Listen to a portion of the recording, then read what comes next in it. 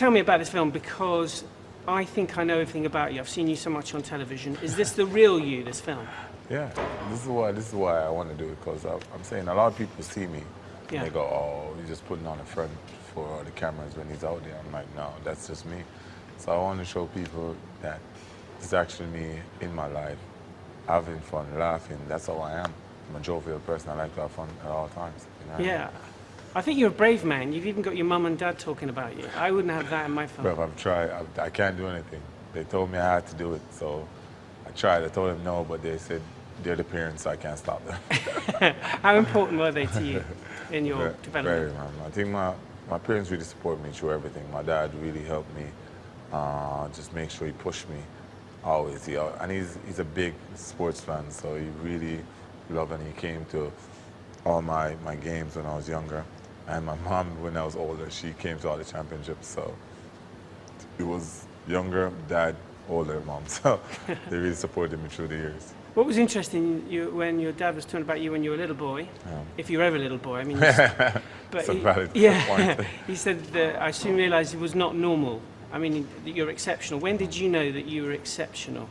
I was always good at anything I did, but as a kid, you never really noticed that. You know what I mean? I was just always good at what I did, but I do it because I'm very competitive and I like to win. You know what I mean? So I did all of that, but it was when I started getting way older, after like high school, going to profession, that's when I really noticed that I really had a gift and something that I could work with. Yeah. And what was interesting, what I like to see is you training, because you make it look easy, and you think, I made training look easy. No, you make it running, winning the races, winning the medals easy. Yeah. But it was good to see you train, and listening to one of the coaches saying you're not easy to coach. What did he mean by that? I don't know. I strongly don't know, because I feel like I'm a good athlete. I'm relatively good, you know what I mean, to train. But I think it's just the stress I put him through sometimes. That's what he's talking about. He has to talk to me a lot and give me a lot of encouragement, but I get it done when it matters. So yeah. I have to talk to him about that. Is it because you mess around when you were younger? No, I think it's maybe. I don't know. I have to talk to him and figure out exactly what it is that was so hard. Yeah. Is there a mischievous bone in your body? You like messing around? Of course, I like messing around. I like giving trouble. It's what I do. It's from when I was younger. That's who I am. I like to make jokes, make fun of people. It's just what I do. It's just a part of me. And I think I get that slightly from my dad, because my dad is similar in a way like that. It was great seeing you when you were younger, right, and seeing you develop all those old pictures. And when was it, that magical moment when you thought, actually, do you know what, I'm better than anybody else here? When I was younger, coming through the ranks, it was never that. I just did it because I was always winning, you know what I mean? And when I got to high school and I lost a little bit, then I started winning again. I was just doing it because I was good at it, you know what I mean? But as I said, when I actually left high school, when I really saw that I really had a talent and I really could use this talent to be better, and that's when I really started getting into track and field more and wanted to train more and wanted to make an effort.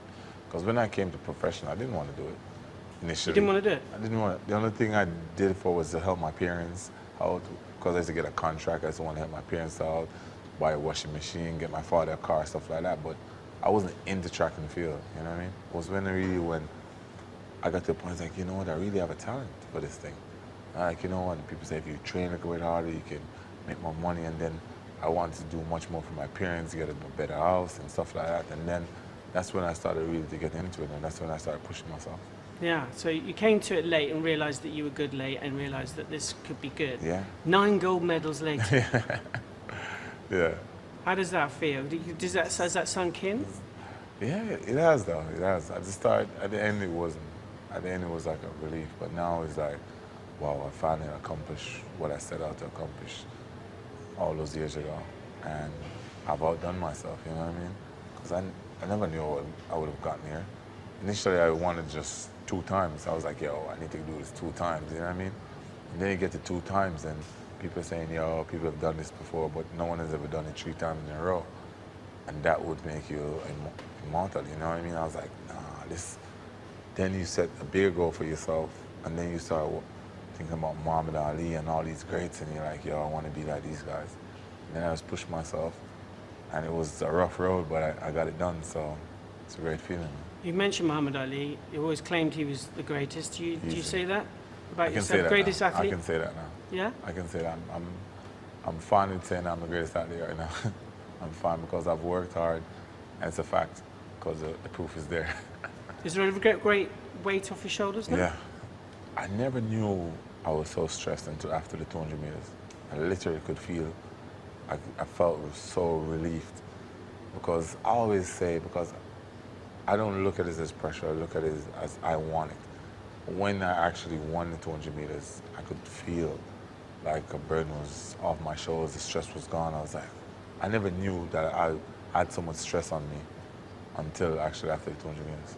Because you are an icon, right, for athletics. Yeah. And by goodness, athletics needed an icon recently. Yeah. Did you feel that pressure as well? It's 2 years now. Last year was the same thing. This year was the same thing, and I came true for athletics. You know what I mean? I knew I had to come true for them. I knew I had to stand up for them because they needed me to win, to prove to the world. You know what I mean? So for me, it was an honor. I love track and field. I'd do anything for the sport because this is a sport that made me who I am today. How annoyed and how upset do you get when it gets tarnished by this drugs issue? Especially, yeah, it's hard, especially when we're taking steps forward and everything is going smoothly, and then we have to take 5 steps back. It's really annoying, but it's a process, you know what I mean? You have to clean the sports up before you can actually move fully forward, and I think the IWF and WADA are doing a very good job at sorting this out. So it's bad, it's good, and it's bad, you know what I mean? To clean the sports up, and it's bad because it's putting the sports through so much, but now I feel like we're on the right track, and we just have to move forward now. Yeah. Would you get rid of anybody that had ever tested positive and never let them back? I think if somebody does something genuinely knowing that, all right, I'm gonna cheat because I want to win, I feel they should get rid of him, because you made a choice. You made that choice to try to cheat, and you know the rules. You should not cheat. You know what I mean? So I personally feel if somebody genuinely tries to cheat, it should be banned for life. Easy. What about you now? You've done everything. You've done everything. What is next for you? For me, I don't know. You know what I mean? All I know is that I want to be a part of the sports because I personally know, and by just everybody telling me that the sports needs me, that I want to stick with the sports. I want to be a part of the sports. So next year, sometime, we're going to sit with the IWF president and figure out what I can do in the sport to continue to help to support the sport, and help to build the sports to go forward and in the right light. I personally am very disappointed you took up athletics because I'm a cricket fan, right? I'd like to have seen you come steaming in at Lord's. I'm telling you, I'll be great. I'll be awesome if I continue. How good were you? I was very good. I was Yeah? very, very good. Like, I was a batsman and a bowler. And I love cricket, but my dad kind of shifted me towards. And he's a big cricket fan also. That's the weirdest thing about it. My dad loves cricket. Like, no matter how much the West Indies lose, he watches. And does he ever think, I should have pushed you there, I should have got you opening? Not right now. No, not right now. Maybe you made the right decision. Maybe Do you if I reckon wasn't you would, that good, then they would say, we should have gone to cricket. is it true that someone you might have got into the Big Bash? No, I think after a while, I wasn't that good because I played cricket a few times afterwards, and it wasn't that good. Like, it was different. I was like, I was all this thing, but I haven't played in years, so it was different for me. So I was all this thing, but Yohan Blake loves cricket though. He's a massive cricket fan. Like, he's the type of person that will stay up late all night watching cricket and know he has a race tomorrow. That's how much of a fan he is. He's a nutter. How about, look, everybody knows you're a big football fan, Manchester United. Where did that start? One day I was just in the country. We didn't get a lot of games back then, and I got one game, Manchester United game against somebody. And Van Nistelrooy was playing for the team, and I just liked him, and he was a good player. And I was like, I like this team. And that's how it started. And I've always said to myself, I'm lucky that it was a Manchester United game because it could have been anybody. It could have been Sutherland, it could have been Bournemouth, it could have been anybody, and then I'll be stuck supporting one of those teams. It could have been a lot worse. So what do you think of the team? Mourinho? It's awesome. Pogba, what do you make of it? My team is solid this year. You know what I mean? I'm really happy with what Mourinho came in and he did already. And I think the players are confident. They're much more confident now playing. So I think we're going to do extremely well this season.